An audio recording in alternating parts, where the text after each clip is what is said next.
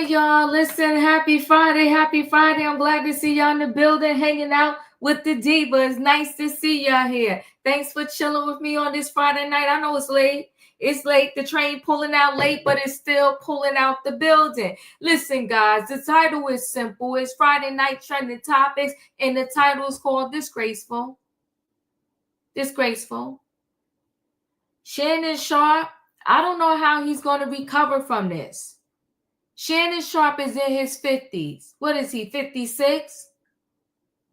He too old to be having some shenanigans like this surface in his life.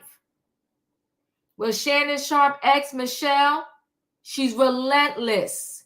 She ain't giving up. She interviewing with everybody, anybody, and she's telling her story. So she came out and pretty much said that, listen, he did what he did to her. And she did ask, because it is a frequent question that we all ask. And the question is not disrespectful. The question is always like, why didn't you in real time just go to the cops? And she said they was in Atlanta at the time. He was very well respected. And he knew a lot of cops. And she was afraid that she went to the cops, she might have ran into somebody he knew. And allegedly, he was already harassing her because she tried to get a restraining order. Now, I'm not going to discount Michele. And the reason why I'm not going to discount her because many people in the Diddy situation said the same thing. Some of them said they was afraid to go to the cops because he was so well connected and many people was just covering for him. I feel for any person that was violated by someone else. It's not easy to recover from something as such. It's not easy to speak out and stand up for yourself. And when you do, you probably get more questions than the predator does. It's sad. I don't know what the answer is, but we're going to talk about it tonight. Then we got, I don't know if you heard of it. I think it started in Atlanta, the Turkey Leg Hut. It's a restaurant, big business. It became very popular with the celebrities. I even saw it on my local news one time, and I thought the story was so cute because it was like a husband and wife entrepreneur. I believe the wife had her own little restaurant business. Then the husband had the Turkey Hut. They got together, got married, merged, and they had this big enterprise. Well, now he behind bars. The Turkey Hut is closed. And he's accused of burning down the rivalry's business. It's a bar across the street from him.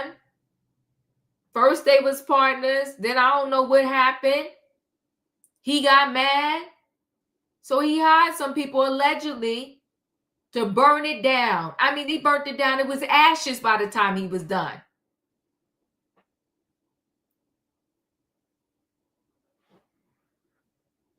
Let me see what you said. Hey, Diva, did she have the in writing? Is this the same one that they both have sex together and she says she loves to be tied up like a dog in chain?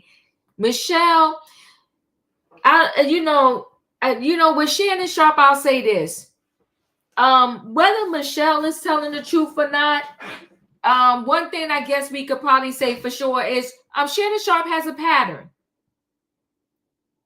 He has a pattern. When if I forget about Michele for a minute, if I forget about the a chick that is currently suing him, there was a co-worker that said Shannon Sharpe just choked her up, and the Fox 5 had to pay her. So at the very least, Shannon Sharpe got a problem. Guess I gotta say allegedly. So, this Turkey Hut guy had his business. It was a very popular business, but he got jealous and mad, I guess, at the local bar who used to be his partner. He burnt his business down to the ashes. So now he's behind bars. And if that wasn't enough, he allegedly was selling drugs out of the restaurant. It's disgraceful. I don't know what's going on with people these days.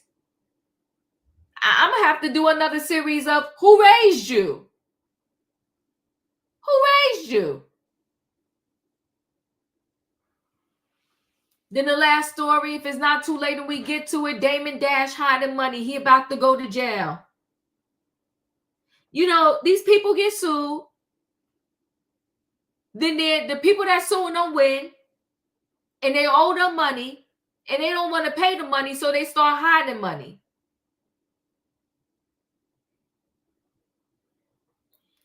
Well, he allegedly hiding money and trying to shuck and jive the court. The judge said he had enough. Either Damon Dash is going to comply and show up in court, or he will get locked up. It's a mess. Well, listen, guys, it's late. I done talked enough. Friday night, trending topics. The title is called Disgraceful. Y'all know what I need in the chat. I need a what? I need a choo-choo. All aboard, everybody. It is Friday night, trending topics, and we got stuff to talk about, okay? Shannon Sharpe X speaks out. The turkey leg hut guy locked up. And Damon Dash is hiding money. Let me see the time. I'm just curious because all of a sudden this just seems to be coming out. I don't know Shelton too well. You talking about Shannon too well. The only thing I know of him is that he is an ex-professional football player, I believe. Yeah, no, I know. I hear you, Latanya. I know you just asking questions. I don't get a hot mega negative. I child, the people are messy. The people are messy. Let me bring the people in the building. Thank y'all for the choo-choo. Hey, Savannah. Hey, Leo. Hey, Diva. Hey, in my opinion. Hey, Diva. Hey. Hey, Diva, hey, y'all. Hey, Katrina. Hey, Julius. Well, we got full house tonight. Hey, y'all, hit the like button. Get us to 40K. We working hard over here. Hit the like button. Hit the like button. So I'm going to go into the first story, and it's with Shannon Sharpe. Shannon Sharpe, the ex is speaking out. It's just she's been fighting him for years. It's kind of crazy, and it's kind of sad at the same time, too. I'm going to go ahead and share my screen so we can get right into this story. This is her name is Michele Evans, and she is the ex, one of the exes. Let's take a listen. And he was controlling, he was domineering, he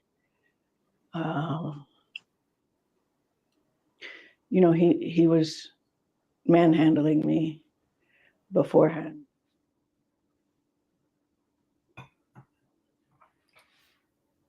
We met in actually the press room at the Broncos, April of 2002.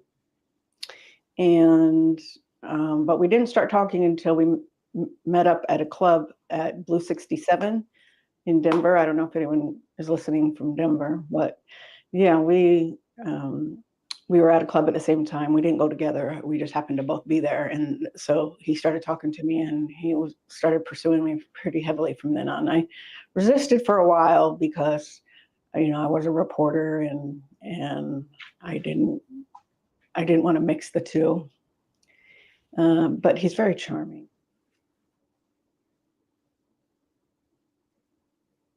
And we dated until the 2010 incident.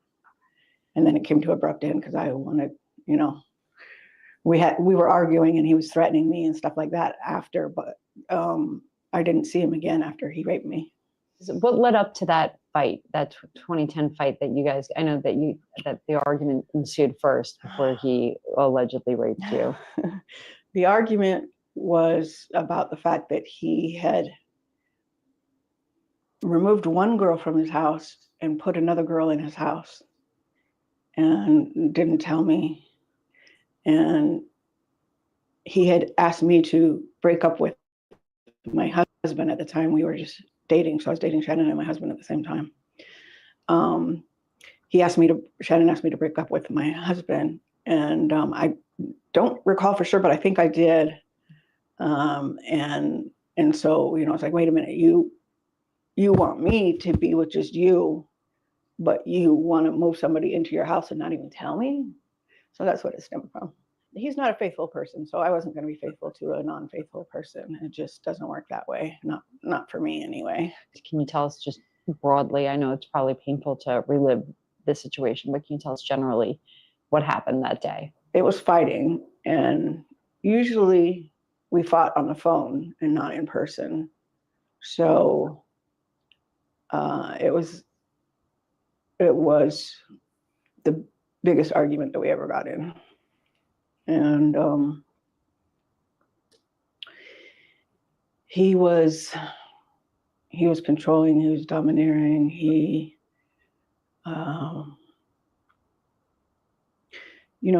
was manhandling me beforehand, and he wanted to have sex, and I told him no. I told him no, because you gave it to somebody else. I didn't only tell him no, I told him why. And he wouldn't take no for an answer. So he overpowered me, put me to my knees, put his penis in my mouth. And after he got enough of that, he put me on the bed. And, this was all a struggle. So I had said no. And I said no, even though I was thinking that. And so it was the hardest. Yeah, this is too hard. I remember he got dressed and he knew what he did. And so, I just kind of escorted him out the door. And then I wasn't going to do anything about it. Sometimes when you're with the person for a long time, it's hard for you to realize that they're being the perpetrator, even though you know it, you don't want to admit it. And there's so much going through your mind. But then he started coming at me. If I tell anybody, he'll use everybody he knows to destroy me, which he basically has. And then he started making other threats against my life, threats, he just was so worried that it would get out, and I wasn't going to do anything. But when he kept calling me at work, and when he kept, just very aggressively behaving, and I could see it wasn't going to go away, and he said he was going to destroy me and he was going to kill me, and he told me he was watching me, and all that. I just went and got a protective order. I'd had enough. And unfortunately, shortly after, he doxed me and my address got out, and I had somebody stop by my apartment, which had a door that led right to the side. It was basically on the sidewalk. And somebody came up to my door and said, "Shut up," screamed it at the top of their lungs. And I had my daughter in there right there. And I was like, oh, no. And so I went and I dropped it, because also at my house, not my apartment, my house, at my house,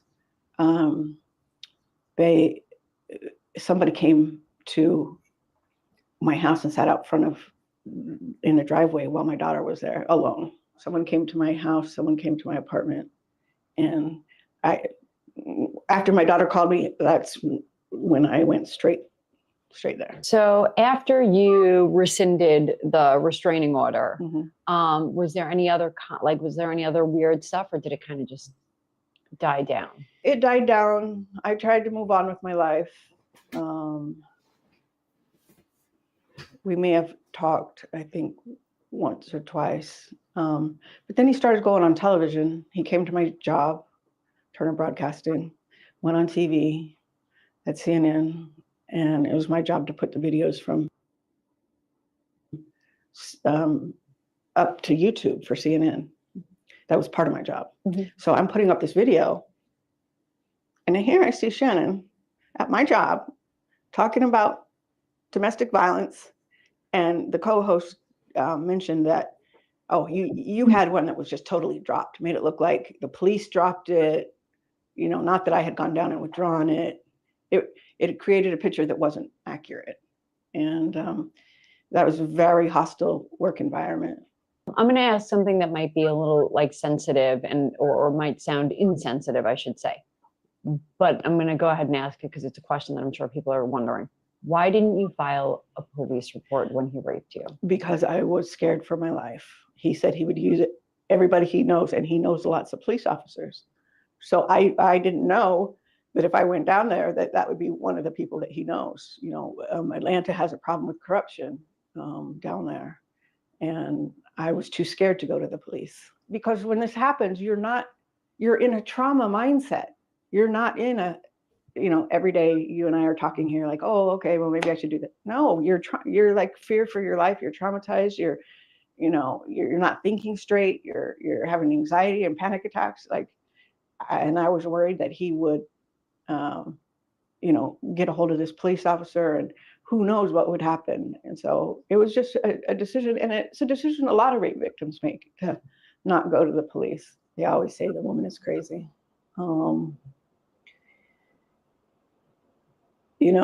Hey, I might be at this point after everything I've dealt with.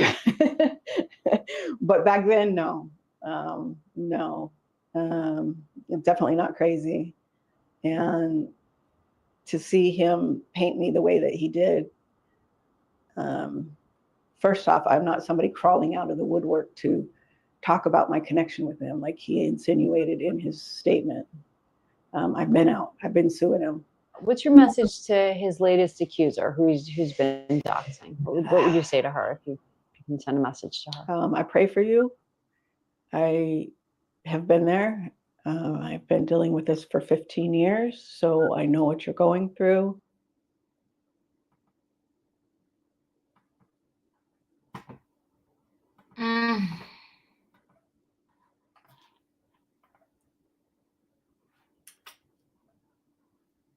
Savannah, your thoughts?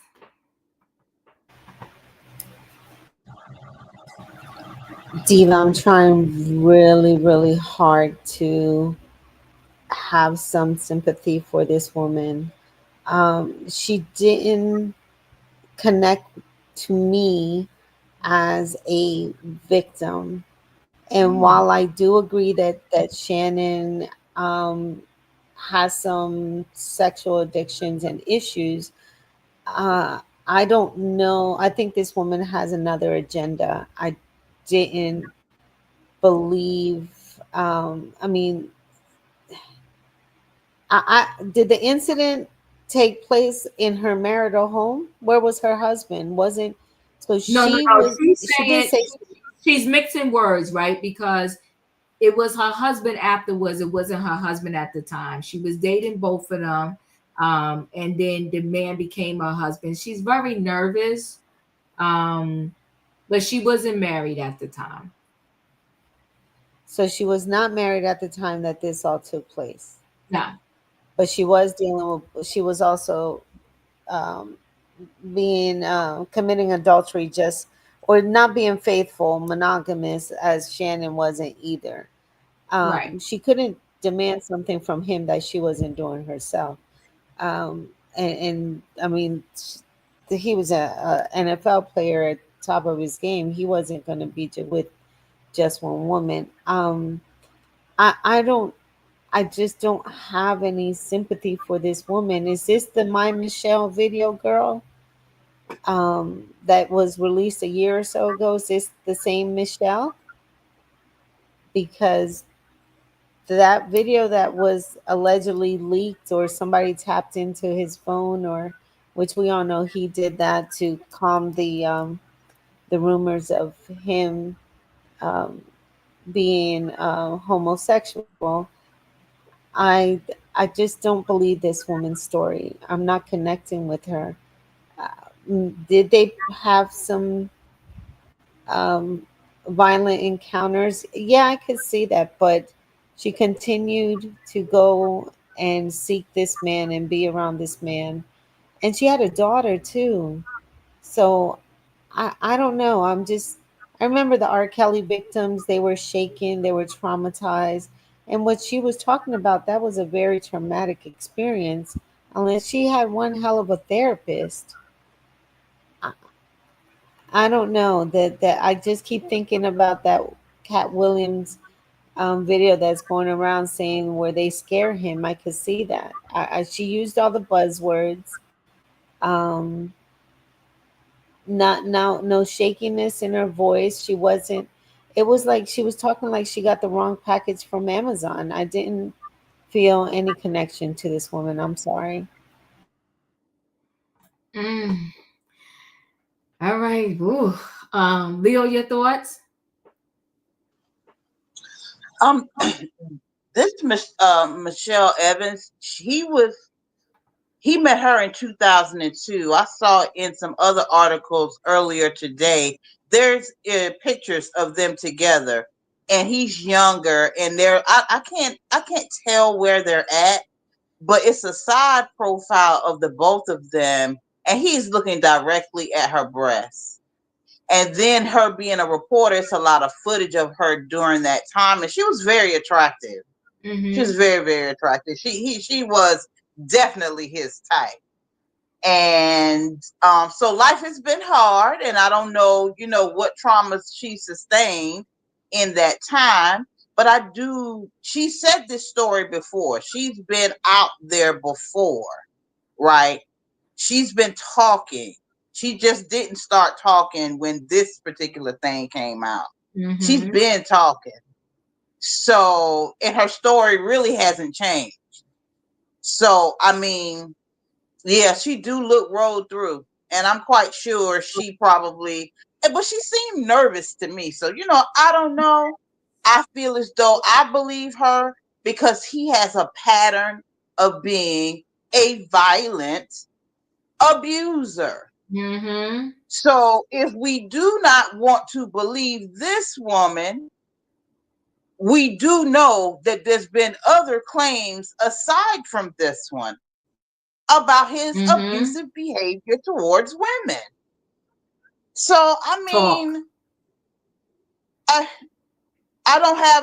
have no reason, because whether or not I feel connected to her story, I don't doubt if he did do that. And so, since there is a pattern, I'm still going to keep rolling where he's a violent abuser. And this is the thing that I hope that because he's still doing nightcap. This thing has been quiet. Ain't nobody really said nothing. Where the people from the ESPN? They ain't got no full statement. Like, I feel like he paying this young lady and Tony Busby the money. And he trying to slowly hope this thing gets swept up under the rug. I kind of feel like the patriarchy is probably doing this business, and it probably will get swept up under the rug. But yeah. And I hope now that the young ladies see that, just like they be wanting to charge for the booty cheeks and stuff, then understand it as a business. And now the Better Business Bureau done said that this man right here, right, is available for y'all to be a sucker. Okay? That's what it says to me. Mm. Because really, this is all his fault. This is all his fault. The reviews are in, and stay away from him if you feel like he's going to be a violent abuser. That's what it shows to me as well. That now the reviews are in on him, and what if somebody really actually gets hurt in all this business, right? Mm. Somebody will actually get hurt. So yeah, he's getting off, and he's still doing his thing. That's all I got. Thank you. Felicia, your thoughts? Hey, good evening, everybody. Happy Friday, as they say. Thank the good Lord I made it. I wasn't going to come up here. I wasn't going to come up. Mm. But when I saw Diva put that thumbnail up, that meant that he still ain't locked up. I want him locked up. I want him picked up. I want him charged. Yes, I do. And I'm going to remain consistent until it happens. Now, this woman here, this Michele, she's Michele with one L. So there's three Michelles, because he has a pattern in all things. He don't do anything without there being some repetition, some kind of mode in operation. So this Michele, Diva and I did some backstory last year. Mm-hmm. And this was nowhere near the public. Diva was back there typing, and up came this lawsuit, and it's been out there for a while. So I believe what she shared with us. I believe this man is incredibly violent. I believe he has been violent. And if you recall, and it has been confirmed, that there have been 24 cases, suits brought against him, and 23 have been settled. Well, she's the one that has not been settled. She's the one. And whether or not people feel sympathy, I think it's a good thing, because often we hear that people want to trauma bond with other folks. So just hearing her statements, I don't think he's going to respond to her, but I think it's good, because this way you're not emotionally invested. You're just trying to gather what the facts are. Mm-hmm. Now, this Michele is the one that he created that T-shirt with at the end of last year, and he was selling it on his podcast, and it was a kiki and a he, and that was wrong. And we also know it is a fact that he chokehold somebody at work. Now, come on now, folks. If you can do that at work, you damn sure will do it in your private bedroom. Yes, you will. Okay. There were other people present when he chokehold his assistant and had her pass out. And they said it was horseplay. And I agree with Leo. Where is the statement from ESPN? Because they didn't give Jonathan Majors a break at any point. Every week, Disney said they would be waiting. They hadn't decided. They didn't come forward. We heard nothing from ESPN. And yes, I understand he was on his podcast the other night. Diva, you might want to play it. I don't know. I didn't hear it, but I understand that he had some kind of outburst and he scared some of his colleagues. So maybe the next time he chokeholds somebody, it's going to be a man. And then maybe folks will decide that they need to charge his wicked ass. I'm done. Ooh, Wayne, your thoughts? Well, I didn't really connect with her emotionally, like, when somebody's telling a horrible story, you have some kind of emotion. However, that doesn't mean I don't think it happened. And hearing the past of how Shannon Sharpe is, and the way she said it, a little bit different from, the other girl who kind of set him up and was saying, the BS and him and stuff like this. She could have been the biggest slut in the red light district. But if she said no, and then you violently, do whatever you did, that is rape. And I can see where she may not have gone, just scared to death. He knows all these people. But you know what? See, Shannon, this would happen when you do the dirt, and then you don't want to pay that money. If you had paid that money the first time, you may have kept your business out the street for a while. And now all your dirt is out. And this might be just the tip of the iceberg. I'm done. Yeah. Married in the Islands. Yeah, he yelled at someone on the side, shut the F up. His guests and Ultra were like, oh my gosh. In my opinion, your thoughts, because you know what? This is who he is. His real side is showing. In my opinion. So I'm on the boat with Savannah. And this is the part where I picked up the difference. You so scared that you won't go to the police because they corrupt. But you ain't scared to tell all of us. It's getting out one way or the other. It's just one way is you gonna get some justice. And the other way, you just telling us what we gonna do. I am so tired of people telling me they're a victim. And then when we say, go to the police, nobody goes. It's not just that police department. If you felt like he had connections there, then go to the FBI, somebody else.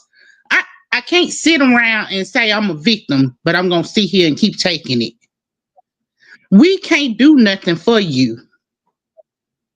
I wish I could go out there and every victim that came out and told their story, I could investigate it.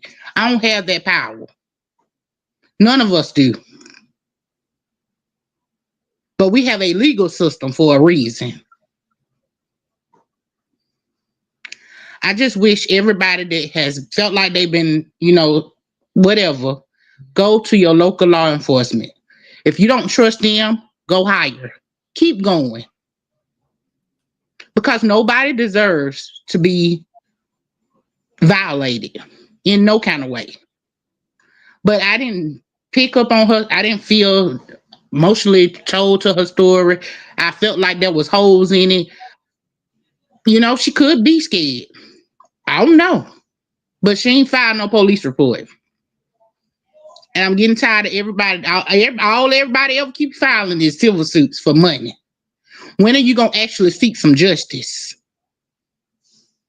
What is the money going to do without the justice?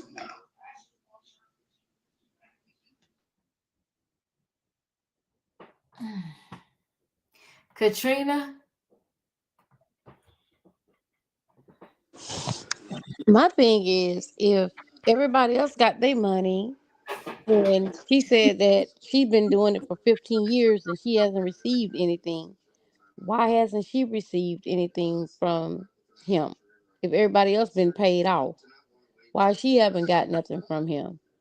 And see, the thing of it is with these people, um, I'm glad that he didn't pay her off or the other girl off or whatsoever. That way, everybody knows what he's done in the dark is coming to the light. And the thing of it is, maybe if she would have went to the hospital, she would have had some documentation showing that this happened, and her lawsuit won't be waiting for 15 years, because everybody else and got their money and gone by their business. And this other girl, but the thing of it, I don't understand why I can't determine or tell somebody when and where not to leave. But if you put me in a chokehold one time, you're not gonna get a chance to do it to me again. I'm sorry. I'm not going back. I don't care what your money say, what you're doing, what you say, how you say it. You threaten me at work, then I'm going to the higher ups. Higher ups can't do anything. I'm going to the police. I mean, I can see that she's saying she's scared because of the people at the police station and they know him and all that type of stuff. But there's still one cop out there probably would have listened to your story and took you for real and got justice, because see, you got that the right kind of complexion in order for him to look into your story. But you saying you still suing him for 15 years, which is a sad situation, because if he did this stuff to you, you should have been paid off. This is sad on so many levels. And he somebody just need to lock him up or castrate him or do something, because this is just getting ridiculous. I mean, man, how many lawsuits you gonna go through? How many people you gonna pay off? And I'm wondering, is these women reading, seeing that he got these type of allegations against him and seeking him out because they know this is what his MO is, and they using it to get money from him? I don't know. But I'm just saying, this is some weird tail stuff. And he needs to stop before somebody do be up in the hospital for real or can't say anything as unalive and you doing the chokehold and all that and you don't know your strength and that person is gone. No, it's a lot need to be said about this. I don't see no innocent people in this, in no situation at all. I'm not saying that she's not a victim, and I dang sure saying that he is a SA offender. But people, get it together. This is ridiculous. But that's all I got, Diva. Ooh, Julius.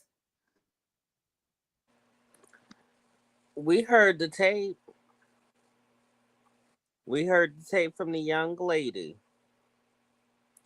We heard out his own mouth. Now, I do believe this woman should have went to the police first and started a paper trail to be on the safe side.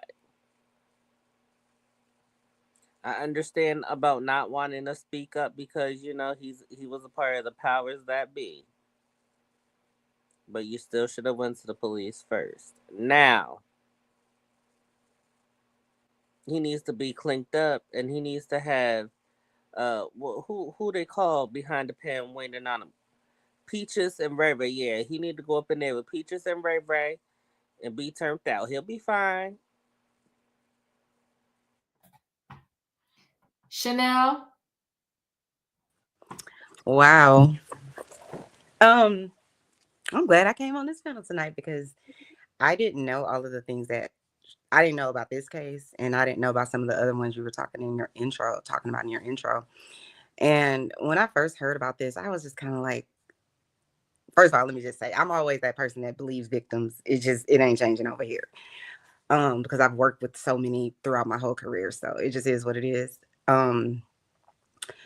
But when I was hearing about this, Shannon Sharpe did this or that, I really, when he did that Cat Williams interview or whatever, I was just like rooting for him because I knew none of this stuff, nothing about none of his past. And so I was like, a lot of football players, they lose all of their money, don't have a career after that. So, he's making a way and he interrupting the market and all of these things. And so whenever I saw, this story, I just kind of felt like, what did this man do? I felt like when I listened to that phone call or whatever it was, that recording, I did feel very skeptical about the young lady. And I'm a person who always believes victims, but it just felt like a setup. So I was just kind of like giving her the side eye, just more or less because of how the conversation was going. But I do want to say this. The lady that you played the video with the red hair or whatever, I did believe her. But again, like I said, I always believe victims. And the reason that I do that is, like I said, I've spent 20 years working with people who have, experienced SA. And so I just tend to believe them. But I will say this, when I worked in the family courts and stuff like that, there's only ever been one time in however many years I worked for the state where I saw the state prosecute men of any sort for SAing children. And the child had said something or somebody has reported it. So, you hear people talk about, well, why they didn't tell somebody? And it's being reported. They ended up in child protective services with us and they still never get prosecuted. They get parenting classes and they get all these other things. I'm just telling you anecdotal one person in Texas, worked in the system. A lot of times I only saw it once where it went to the criminal courts. So a lot of times these men or these people who are doing this, committing these type of, violations against people, they don't get, prosecuted or persecuted. And the other thing I want to say is, even if you do, a lot of times SA happens under the cover of dark. It's not usually typically a whole bunch of people around, and it's difficult to prove. I've said it many times. If the inside of a woman's vagina is just like the inside of your mouth in terms of the skin. So yes, if she goes at night, they could see that something's been bothered or torn or whatever. But just like if you bite your cheek in a few days, it's healed up. So if that person waited a day, 2, a week or whatever, it's hard to prove.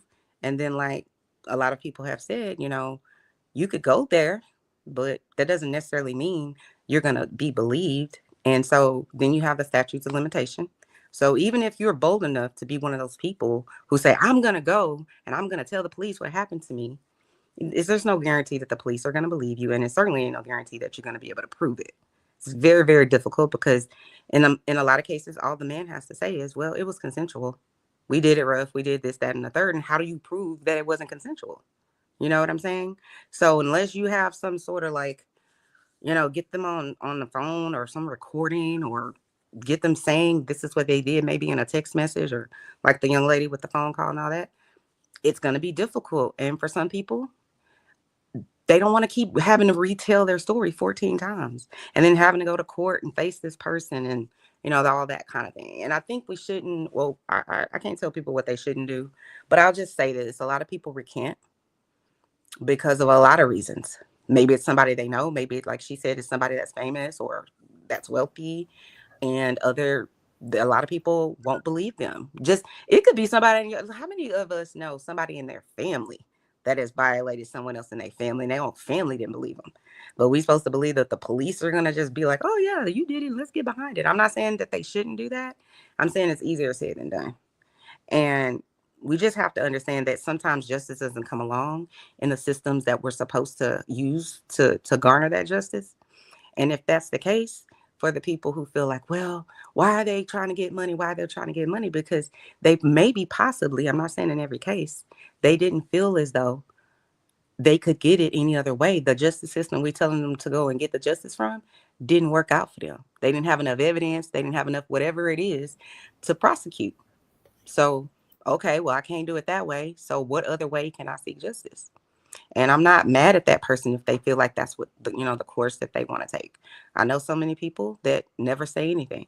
Lots of women, almost every woman I know has been SA'd by somebody. It doesn't have to be. It's not always egregious like we see in the movies. But no is no. And I don't know these ladies. I don't know Shannon, but now after watching that, I was like, whoa, I was on the fence. Like, I don't know 100%, but now I'm like, wow. Thank you, Chanel. Sorry. That's okay. Tay, your thoughts? Well, I agree. The ones that said, why you did not go to the police? What happened to you that year? You should went to the police the first time. Then you don't have to wait for a decade after what happened that year. I'm just saying, that's all. Thank you, Tay. Somebody's trying to get in, but backstage is full. The train is full tonight. Okay, so I'm going to go ahead and roll into the next story. Diva, yes. Diva, please, if I can have a minute. You can. Thank you so much. And I think who's trying to get in is our guy, the Don. So I will drop down after I say this. Mm-hmm. I'm taking notes here tonight because in about 10 days, mm-hmm. if Mr. Combs hasn't paid for a pardon and gotten it, there's going to be a lot happening here in Manhattan with this case. And I'm going to remind the folks, I'm taking a visual, I'm taking it in now. Mm-hmm. Cassie was with that man for 10 years. You better talk. She never filed a police report. You better talk. This very day, right now, as I'm in my apartment, she never filed a police report. Not one. She has been compensated, and we don't know the factual number, somewhere between 10 and $50 million. Talk to the people tonight. Okay? So take this in right now. Come on. Because if it goes to a jury and they start a trial, I'm going to be listening intently. Come on. As to, well, why didn't she file a police report? I don't know. I didn't have too much sympathy for her. Oh, wait a minute. She had a boyfriend, but she wasn't faithful to Mr. Combs, or she was just faithful whenever. I'm taking notes, and I love most of y'all, and I like all of you, but I took notes. You better talk. Okay, because we're not 6 months out. We're about 6 to 10 days out. And I want you all to get into your heads and get into your heart and ask, why is it this way for this one? Come on, holla. But not for that one. You better talk to the people. Now I'm going to drop down. I think that's the Don back there. Thank you, everybody. Thank you, Diva. Thank you. And Felicia has dropped the mic. What's the difference? Let me go ahead. I'm about to Diva, I said Cassie wasn't a victim neither. We got to talk here. We got to talk, right? I just feel like when you stay in it, you like it. Because why you staying? If you're a victim once, you ain't got to tell me twice you don't like me. You ain't got to tell me twice you don't appreciate me. And you ain't got to tell me twice you'll beat me.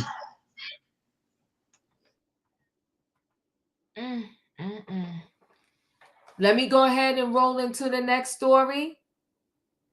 And the next story is the turkey leg hug guy. I don't get it. Like I said, disgraceful. Hold on one second. Excuse me. The Don, you're in the building. You want to say something? Yeah. I just want to remind the people how Shannon Sharpe got on his new show and sat back and laughed at the downfall of everybody. How he allowed his guests to trash everybody. Oh my God. and made millions of dollars and had millions of views, from Cat Williams to Monique to all of these people, just having fun on his show, trashing other Black people. And now you want us to feel sorry for you. Why, brother? You have used the latest part of your career in messiness. You are the new Wendy Williams. Oh my gosh. So now it's time for us to drag you.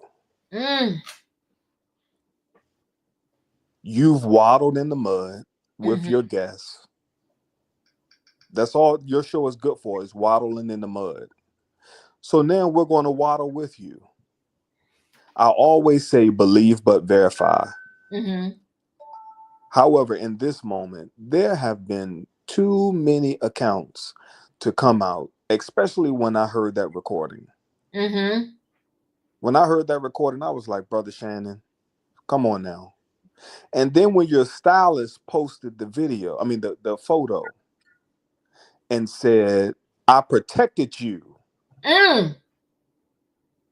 when I was on your staff. Oh my gosh. But you got rid of me. Now look at you. Oh my goodness. And if you all don't know who I'm talking about, that's the man that he was showing up to the basketball games with, that people allege that he was in a relationship with. He posted a photo with Shannon Sharpe surrounded by about a half dozen half-naked women. He said that he protected him from this.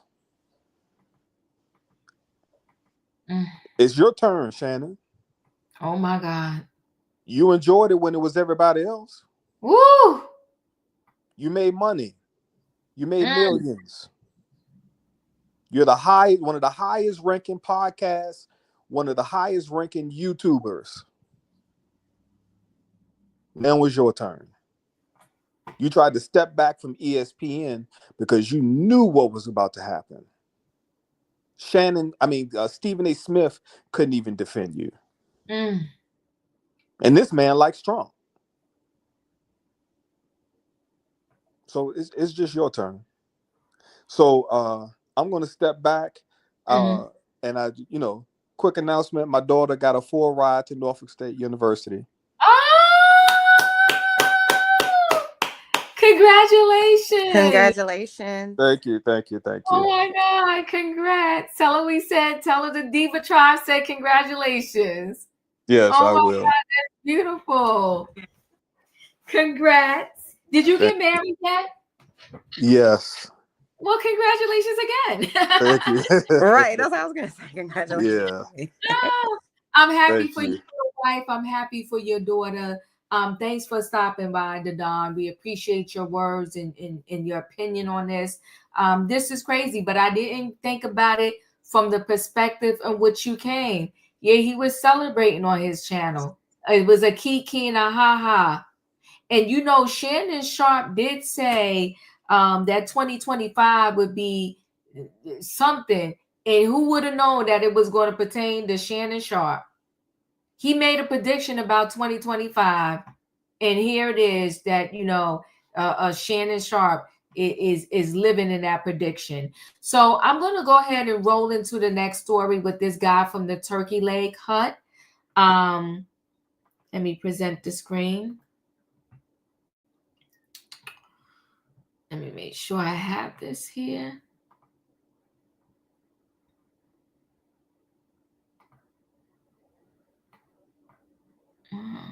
Play.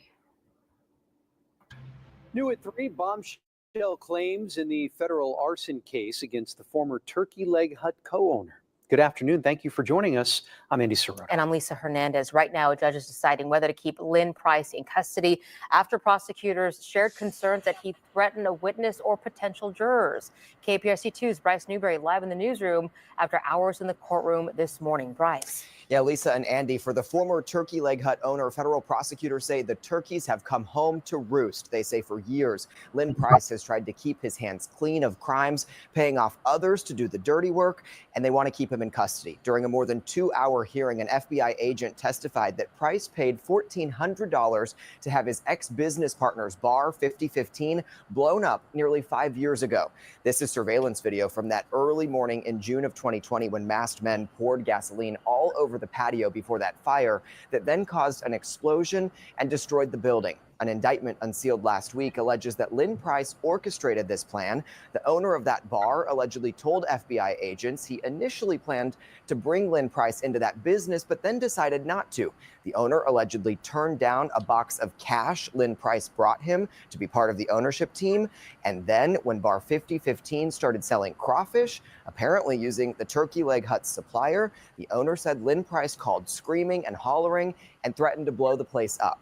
So in the past, Lynn Price went to federal prison on tax fraud-related charges. Once he got out on supervised release, prosecutors allege that he's been involved in other criminal activity, including paying a co-defendant in this arson case to steal vehicles and heavy machinery. The FBI agent testified under oath that same co-defendant admitted to bringing truckloads of hydro marijuana from California that would be stored at the Turkey Leg Hut and then got sold at the restaurant in custom branded packaging.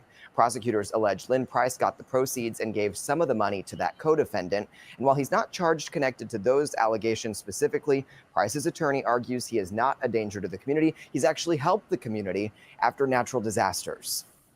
Mr. Lyndall Price deserves a bond for various reasons. One, being that he's not a danger to the community. You heard multiple testimony as it relates to his community involvement, the things that he does for the community. But more importantly, the co-defendants that are on his indictment have all been given a bond.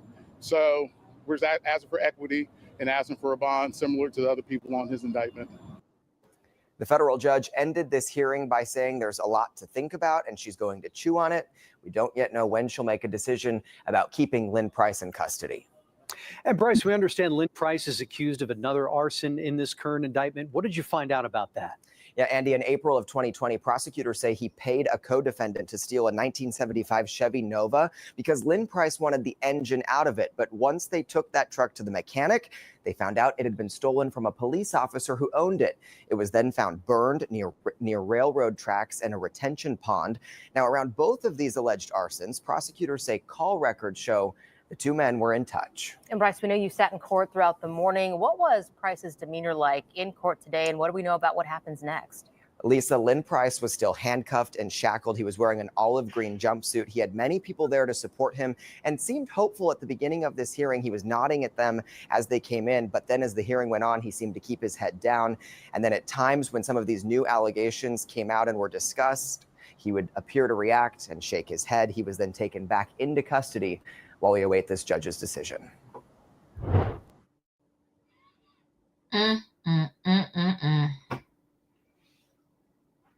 What a disgrace. Let me just give a little bit more to this story. Let me see if I can share screen again.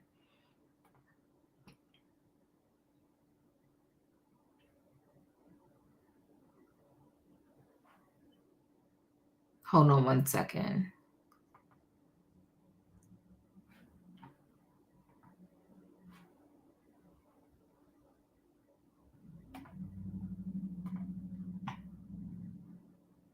My screen is acting up, but it's coming through.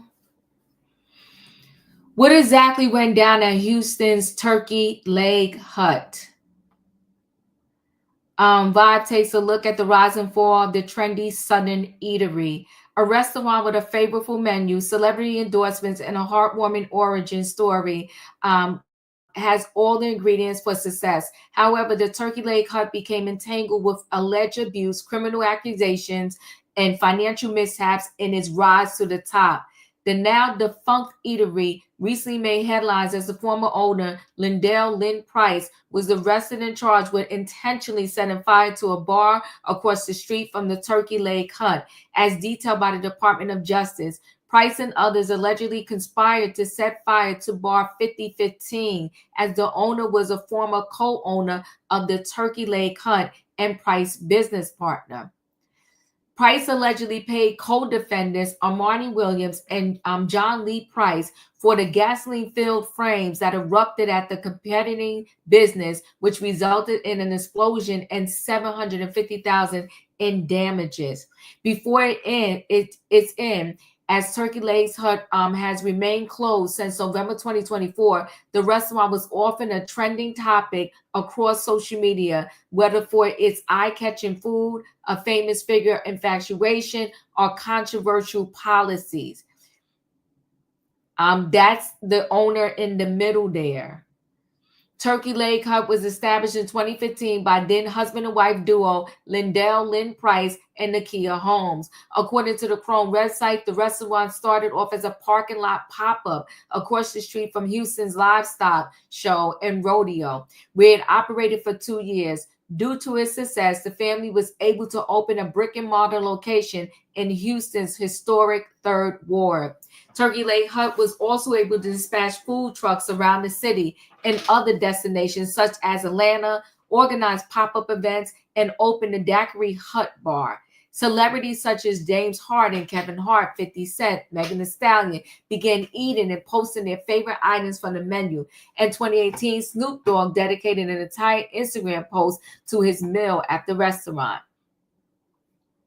A 2019 video report from ABC's Local-ish detailed the extensive lines and influence Turkey Leg Hut held in Houston. While the official website is now defunct, a menu available to view on Chuckle lists items such as Hennessy glazed turkey legs, Ciroc mango glazed turkey legs, and Creole corn. According to NetSuite, while the restaurant operated, it served 1,000 customers daily, with 1,000 turkey legs being sold each weekday. The number upgraded to 2,000 turkey legs sold on weekend days, with the Alfredo stuffed turkey leg as the best-selling item. With the Turkey Legs Hunt non-traditional approach to preparing the game bird, the food offering went viral. But one incident, the restaurant's policies put it front and center. In July 2021, the owners took to Facebook to announce a new dress code after reportedly receiving customer complaints. This was the dress code. Please know that we are a family-friendly restaurant that serves all ages from children to adults daily. And putting this dress code in place was necessary to ensure that all parties from our guests to our staff are dressed appropriately when in our establishment, the post explained. Unfortunately, due to the attire of some guests, we are forced to put this new policy in place as we remain committed to ensuring all guests are comfortable while visiting us. The upload continued. We are not a club. We are a family-friendly restaurant, and we will continue to maintain our standards as we welcome everyone to the Turkey Leg Hut. We appreciate your cooperation and look forward to having you visit with us. So there's their dress code. No excessively revealing clothing, including distressed or ripped clothing that is revealing. Shorts must cover your entire bottom. No obscene language or baggy clothing. No house attire. No exposed undergarments. No swimwear of any kind is allowed. Backlash across social media critiqued the new rules as hypocritical, claiming that the Turkey Leg Hut was a family-friendly restaurant while also promoting a lounge environment with drinks and hookah offerings, per the news. Those who oppose the dress code also called the policy discriminatory against Black customers. There were also those who praised the guidelines and applauded the restaurant for enforcing standards. That's him, the one that's locked up now. That's the wife. I don't know if they're still married. As the Turkey Leg Hut rose in popularity, the marriage between its founders, Nakia Holmes, formerly Price, and Lindell Price, crumbled. Holmes announced their split in November 2023 on social media and deleted, then re-uploaded a post where she claimed Price was abusive emotionally and mentally, according to Essence. She also filed for a temporary restraining order against Price. In February 2024, Holmes fired Price and additional staff members from the restaurant over financial misconduct concerns. The day that I put that statement out, that I was leaving, that was a time for me where I knew I couldn't continue to wait. She explained to the magazine. I knew what I had to do. If I did not leave today, somebody's going to get hurt. I got to go. and I didn't think anything of it. I just knew that because of the type of person that he is. I knew it was going to be a fight. I didn't know everything that I was going to endure. I didn't know what was coming my way. I just said to myself, whatever comes my way, I'm going to be ready, and I'm going to figure it out, and I'm going to fight. In its history, the Turkey Lake Hut has had its fair share of legal woes. Residents of the neighborhood where the restaurant operated sued the establishment for continuous production of noxious thick wood smoke filled with harmful particles that engulf and enter plaintiffs' homes, according to Ida Houston. The lawsuit also claimed Turkey Lake Hut had been operating without appropriate permits from the city of Houston, as well as violating the neighborhood's noise ordinance. In July 2020, Steve Rogers, the owner of Third Ward's Bar 5015 and a minority owner in the Turkey Lake Hut, filed suit in Harris County Court against Nakia Holmes, per Ida Houston. In the filing, Rogers claimed Holmes, then Price, was diverting funds away from the business to pursue other ventures and engaging potential customers at the restaurant to visit her Turkey Lake Hut food trucks. Additionally, Rogers claimed that he originally owned 15% of the business, but eventually increased that ownership stake to 29% by buying out other partners in the Turkey Lake Hut and providing personal loans. Holmes filed her own lawsuit and accused Rogers of embezzling thousands of dollars in payments made by vendors to the Turkey Lake Hut, lying about securing a rent deferral agreement, and pocketing thousands of dollars in valet parking revenue over 13 months. This was a hot, stinking mess. Hot, stinking mess. Okay, 1 second. She also accused Rogers of stealing $27,000 from a point-of-sale system purchased for use in the Turkey Lake Hut and took to his nearby business, Bar 5015. In 2023, Turkey Lake Hut was sued by U.S. Foods, Inc., which claimed the restaurant owed them $1.28 million before fees and interest. Turkey Lake Hut closed its doors indefinitely in November 2024, according to the news. The restaurant had been shut down in September of that year due to health code violations, while Holmes asserted it was closed for renovations. The Houston Public Media reported that the restaurant's lease was terminated weeks after Turkey Lake Hut Limited Liability Company filed for bankruptcy. Court records documented that Turkey Lake Hut owners owed the landlord money, thousands of dollars. The news noted that the health department said the restaurant was issued 35 violations, including conditions that pose an imminent threat to public health, and that access was to be sold to repaid creditors. Last month, Lynn Price was taken into custody on charges of conspiracy to commit arson of a commercial building and conspiracy to use an interstate facility to commit arson of a vehicle. According to the Department of Justice, the 42-year-old, as well as Armani Williams, 27, and John Lee Price, 39, set fire to Bar 5015 in June 2020. The indictment also claimed Price paid two co-conspirators to also set fire to a stolen blue 1975 Chevy Nova in April of that year. Lynn Price and the others are charged with conspiracy to commit arson and face up to 20 years in federal prison, as well as possible $250,000 maximum fine. Additionally, Lynn Price and John Price are also charged with conspiracy to use interstate facility to commit arson of a vehicle and could receive another 5 years as possible punishment upon conviction. You know what it is. I'll be home in a minute, baby, Price said regarding the arrest per the news. It's three sides to every story. Believe mine when I come home. You are going to hear the whole story. In a statement to Essence, Price's ex-wife and former Turkey Lake Hut co-owner lied the following message. In light of the recent events involving my estranged husband, Lynn Price, I want to make it clear that my primary focus remains on protecting my peace, my children, and our healing journey. This is a deeply painful personal matter. I have been separated from Mr. Price for some time and have taken every every necessary step to distance myself and my family from his actions and legal affairs. My children and I ask for privacy, compassion, and understanding as we continue to move forward with strength and grace. According to Ida Houston, the FBI accused Turkey Lake Hut of being used to store and sell large quantities of marijuana from out of state. The outlet reported that the agent who testified at Price bond hearing on the arson charges claimed that the co-defendant, John Lee Price, who is notably not related to the restaurateur, worked for Price, transporting the marijuana across state lines. Lynn Price allegedly has made as much as 1,000 pounds of weed at Turkey Lake Hut, and according to John Lee, the stash was protected by security at all times. Special Agent Deborah Klein also reportedly testified that the product was sold in bags branded with the Turkey Lake Hut logo. However, there is no direct evidence that Lynn Price was directly involved in the transactions. This is messy beyond belief. Leo, your thoughts? My words exactly. I said, boy, every last one of these fools in this story is extremely messy. I mean, every last one of them.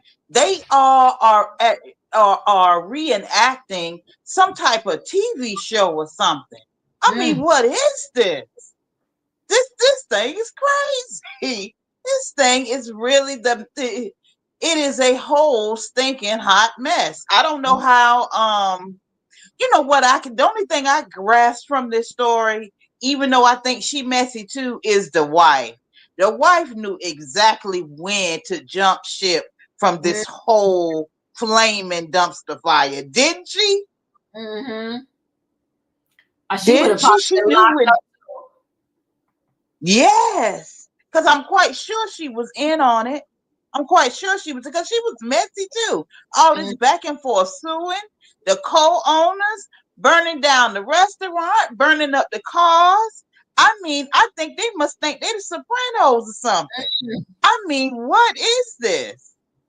This is so crazy. Young people, I tell you, because he was 42, right?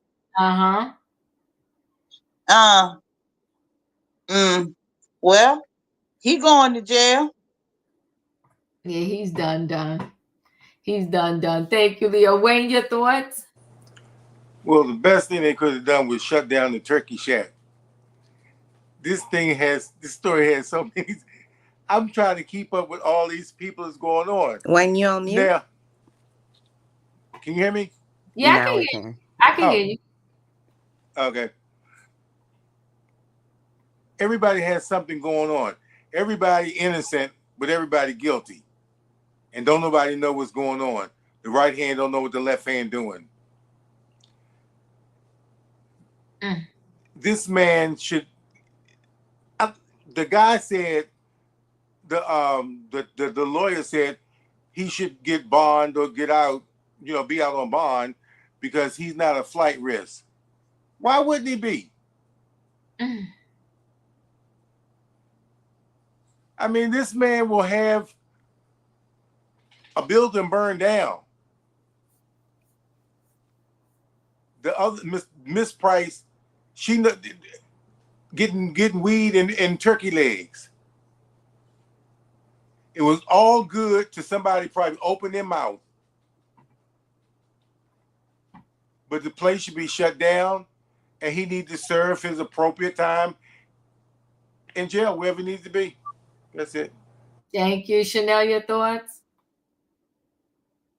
I would like to say this touches close to my heart because this happened in the great state of Texas, in my city, Houston. I haven't been on here in a while, but my kitchen caught on fire last year, and I was out of my house. We literally just moved in. We've been out of our house like almost a year. I'm sorry to hear that. Yeah, it's listen. God woke me up. That's all I'm gonna say. He woke me up because I had been taking Ambien because I wasn't well and I couldn't sleep because I was in a lot of pain. And there's no reason I should have woken up. I took extra Ambien, and my husband was in the Philippines. So God woke me up. I shouldn't have woken up. I know that now. He clearly put me back in the book of life. I don't know. And said I had some more stuff to do.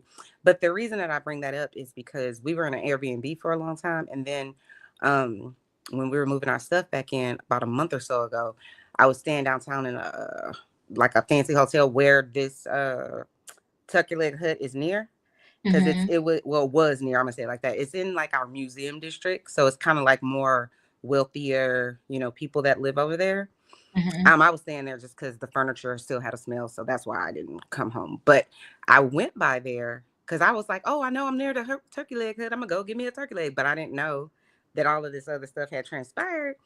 And I had been there only one other time years ago with my goddaughter, just because I'm like, it's a Black business I want to support, that type of thing. And it was good. I didn't know any of this. So that's why, again, I'm like, I'm glad I'm on here tonight. I didn't know any of this. I went by there thinking, what the hell happened to the turkey leg hut? And then here on Diva Show, she's like, told me what the hell happened to the turkey leg hut. So now I know, because I didn't know. I didn't know.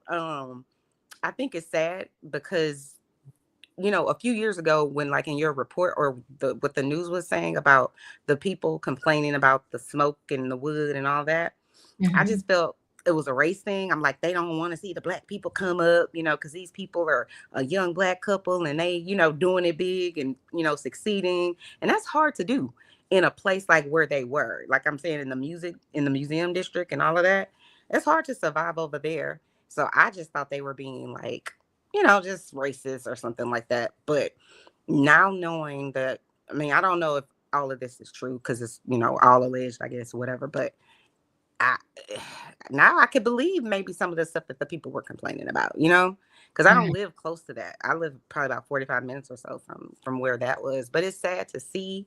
It's sad to hear. And I just want to say one other thing. Like, people need to learn that everything is computerized. So even when you think you're getting away, because I'm taking my license plate off the front of my car before I go do this deed, your car has a computer in it.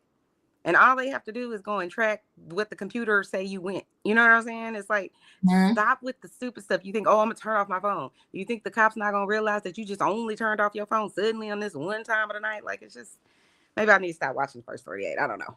But I think this is senseless because if you were making the type of money, it sounds like the news people said you were making, selling 2,000 turkey legs on a weekend and all that kind of stuff, why are you still, it sounds like, you know what, it sounds like those people that make it, they go pro like in football or basketball, but then they still trying to sell drugs in the hood on some way. I'm just like, what are you doing?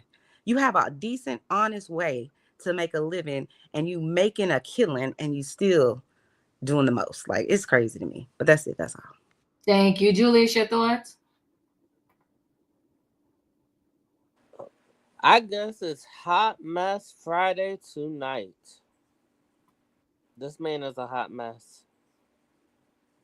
And I guess it's running in the air. And I'm a refrain. Thank you. Katrina? Well, I guess I see why they was going to get the smoked turkey. So I guess they were getting some smoke on the side as well. If he burned up that building, he need to pay the consequences for that. You don't mess up nobody else's building because yours is failing or theirs getting more attention. That's ridiculous and stupid. So based on that, and then you telling somebody to go do it, if you're going to do some stuff like that, you do it yourself and keep your mouth closed. That's how a lot of people get caught up.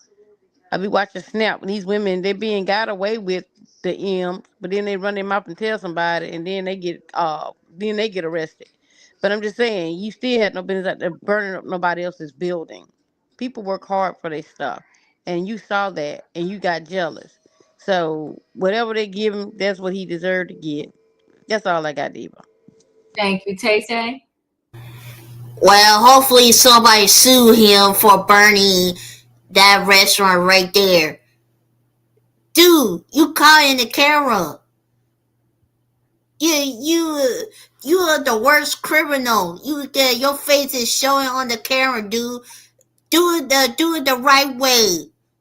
Do it the right way. About not to show your face on the camera, my guy. Jesus Christ. That's all, Diva. Thank you. Okay, I'm going to go ahead and roll right into the last story. And the last story is Damon Dash. He owes a lot of people and he is trying to hide money. And the judge is fed up. He said, listen, you keep playing, but we're gonna lock you up. So washed up rap mogul who founded Rockefeller Records with Jay-Z on the cusp of losing it all are going to jail. Let's take a quick listen here. Let me see if it'll. Damon Dash owes me approximately $7. So ex-Jay-Z partner, let me see. $4,000 in change in lawyer fees, and I was hopeful to have collected today. A small country girl from North Carolina. I attended one of his seminars, and I put up money for him to produce a film. He subsequently stole the film. I took him to court in Southern District here in Manhattan and won a $300,000 judgment. I was paid. Then he filed a retaliatory lawsuit for $1 million against me for a book cover, which he also lost and appealed, which left me with about $80,000 in debt and lawyer fees. So I would like to, I'm a working woman. I'd like to recoup those. And the bid was $1 million. The bid was $1 million. So do you think you'll be able to recover anything at all? Not from this auction because there are so many debtors in front of me, to include child support, unfortunately. So that said, I don't think I'll get a dime from this effort. I spent more money coming here than I'm going to recoup having been here. So it's kind of, it's a little disappointing, but we'll find another way to make the wheels of justice turn. So this is not the end? It's not the end. Not for me. As one of the people that he owed. So Discover recipe. So ex-Jay-Z partner Rockefeller Records co-founder Damon Dash could lose everything or even end up in jail after allegedly trying to get out of paying $1 million to creditors by hiding money, destroying evidence, and refusing to comply with court orders. The washed-up rap mogul has allegedly sought to evade paying out a pair of judgments handed down in Manhattan federal court by claiming he owns nothing, not even the flashy jewelry he's worn for decades. But Dash apparent hopes for evading the payouts would dash when the judges in each of the cases on Monday ordered him to either face the music or the handcuffs of a U.S. Marshal. So if defendants fail to comply, Judge Robert wrote in his ruling, the court will find defendants in contempt and may issue an arrest warrant for Mr. Dash to hold him into court to answer the claims. Dash has allegedly dodged paying a nearly $900,000 judgment in that lawsuit, a defamation claim brought by filmmaker Josh Weber by slow-walking demands to reveal his access since a jury found him guilty back in 2022. He's not turning over the evidence related to the company that he claims he owns on his tax returns, says attorney Chris Brown, who represents Weber on another client in another client with a case against Dash. The fallen producer has got ripped in that lawsuit by a federal judge who ruled that Dash had destroyed evidence highly relevant to current and future litigation. In that case, Dash was accused by jilted author Edwina Brooks of fraudulently hiring funds to dodge paying her a nearly $100,000 judgment. Brooks, who won a previous $300,000 copyright infringement case against Dash in 2020, was looking to collect the judgment from a failed countersuit he filed, but claimed he was keeping his access hidden in a web of corporate transfers. There is no meaningful way to cure this prejudice short of awarding default judgment, Judge Jed wrote Monday, ruling in favor of Brooks, who is also represented by Brown. The attorney who claimed he is also owed $125,000 in his own defamation case against Dash said the record executive needs to fess up and admit he owes fancy duds that could go toward paying the judgment. He's saying, I don't know whose necklace this is around my neck. Damon Dash is saying that. I don't know who diamond watch this is on my wrist. I don't know whose diamond earrings those are in my ears, Brown told the Post. I show him wearing the Rockefeller chains that were made back in 2000s. He says he doesn't know who owns them. Dash alleged the latest delay tactic appears focused on an intention to file for bankruptcy, but never actually doing so, court documents show. Even if Dash finally files for bankruptcy, Brown said, he'll find out, like former New York City Mayor Rudy Giuliani did, that bankruptcy laws do not allow you to discharge that debt since they were part of an intentional tort. Dash failed to timely corroborate with our firm and respond to these requests has even led his attorney of the last 6 years to ask permission to drop the difficult Dash. The lawyer, Natar, I don't want to pronounce it wrong, wrote in a court filing. But the judge who threatened Dash with arrest wrote that he would not allow his lawyers to jettison Dash right away, since his commitment to drawing out and evading enforcement proceedings are part of a strategy. Moreover, there is no reason to believe that the defendants would cooperate with this new counsel any more than with current counsel, who has represented the defendants in these proceedings since they began approximately 6 years ago, the judge wrote. What appears to be a simple order has major implications for Dash, who owes roughly $5 million in outstanding legal judgments, said Brown. The attorney said that the default judgment grants him and Brooks their contention that the company Dash created to allegedly hide his assets and avoid judgments construed a fraudulent transfer of assets.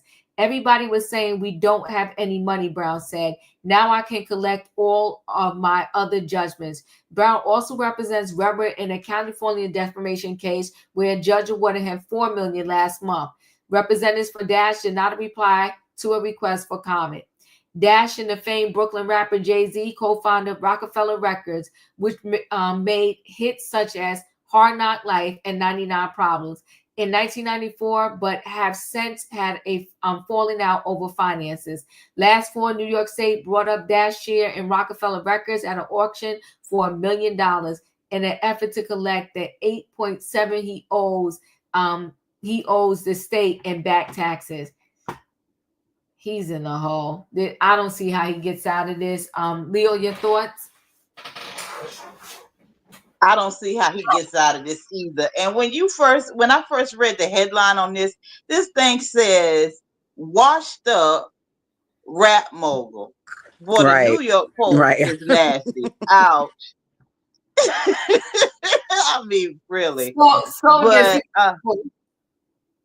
Huh? So disrespectful. So, boy, it's on purpose too. I mean, just throwing tomatoes at the man when he down. And he's a fool. You know, the reason he shows me as time goes on, everybody had this thing about how Jay-Z did Damon Dash wrong. And you know what? He probably did in the terms of them coming up at the same time. And Damon Dash is the one that actually started out with the real business acumen. But now, once again, we see people who don't know how to handle their business at all. I mean, he owed back taxes, $8 million. He owed his debts and creditors and lawyers and all some more people $5 million. He owed that lady $100,000. He is the washed up part is just, it has to hurt because he was on a path to being an actual mogul, and he has a huge ego. It's like it's like, how do you think that if you don't answer these people for this judgment that you could just ignore it? Like, that's his ego. I mean, you're gonna have to pay these people their money, or either go to jail. That's it. That's the reason why Jay-Z had to leave him behind, because he stunted in growth, and he about 60. He has no, I mean, come on, man. You done live life long enough to know that these people are not playing. They gonna get their money one way or the other. Wayne, your thoughts? If you got to pass me on this one, I don't even know who these people are. No problem. Chanel, your thoughts? I feel like, listen, I didn't know who Dame Dash was for so many years. When he came on the Breakfast Club, and he was so rude to that DJ Envy guy, who I think is also fraudulent, allegedly. But that was like my first introduction to Dame Dash, and I was just like, he to me is a true narcissist in every sense of the word. If you looked it up, that's Dame Dash. That's his attitude. He's right about everything. But the reason I bring up the Breakfast Club thing is because when he was on there, part of his disrespect was like, you work for another man. You take orders from a man. It was just so degrading. You know what I'm saying? And so then to see this happen to him, I figure that interview's probably at least 15 years old. And then now you're sitting in a seat where you have to be at this point somebody's employee eventually. If the numbers that people are throwing out there that you owe are accurate, you know what I'm saying? And you have to pay that back. How are you going to pay it back? You know, and especially, you know, it's you have to mind what you say to people sometimes, you know. And it's not like I love DJ Indy or any of those people on that show, but it was just so disrespectful, you know. And for a little bit I was just kind of like, well, you know, Jay-Z's probably shady too, but I didn't even know that you could sue somebody for child support. I didn't know that was like a lawsuit thing. I thought you just went to the court and tried to get child support. I didn't know you could actually sue somebody for that, but that's interesting. No. If you go to court, if it's a court order child support and they selling part of your anything you have, your credit will be lined up. So child support is going to be in that line somewhere too. So that's why she's saying there's people, it's debt. That's why she's saying there's people ahead of her that even when they do sell stuff, she's not like the first in line, and child support is going to come before that, her judgment. Yeah. So he's just, I don't see how he gets out of this. Maybe he's playing lotto every day because he's in a rough spot. Wait, let me go to Julius because I'm running out of time. Yeah, I'm out of time. Julius, your thoughts? Boy, pay your bills. You like what's her name from New Jersey Housewives? She just got another thing and not even paying her stuff. Teresa, yeah, that's her name, Teresa, with her crazy man. Pay your dang bills. Like Jesus. You one person you particularly owe over $5 million to. Make it make sense. You both dumb and stupid. Thank you. Katrina, your thoughts?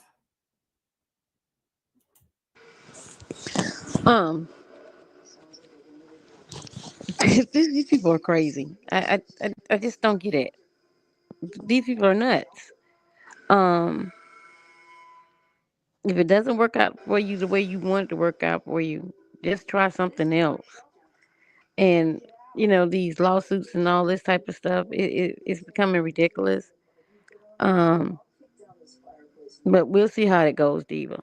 I ain't gonna hold you on the line long, but that's it. Thank you. Tay. Ooh, David, you is deep dead right there. To have people asking you, where's my money? Why didn't I receive my money? Why you didn't pay my money? You just being greedy, being selfish, and your ego is getting bigger than your head. You just let your big ego come through. And now guess what? It come back to you, demon, because you ain't doing the right thing. And you didn't have your car on the set, on the table right at all. So it's your fault, demon. And I can't blame JC for take the whole business away because he know your ego is getting bigger. I can't blame JC at all. That's all, Diva. Thank you. Listen, guys, I appreciate y'all for coming through on a Friday night with me. Listen, it was a late train, but we pulled the train out the building. I'm about to close out and shut this thing down. Shannon Sharpe is not looking good at all. The turkey leg hut guy, you had a good thing going. You had the recipe for turkey legs and you made a whole business off of turkey legs and you lost your mind. Damon Dash, I don't see, play lotto every day. I mean, because at this point, what do you have to lose? Because that's the only thing that's going to get you out of all of this trouble. Anyway, guys, thanks for being here. If y'all didn't hit that like button on the way in, hit the like button on the way out. Good night and goodbye, everybody.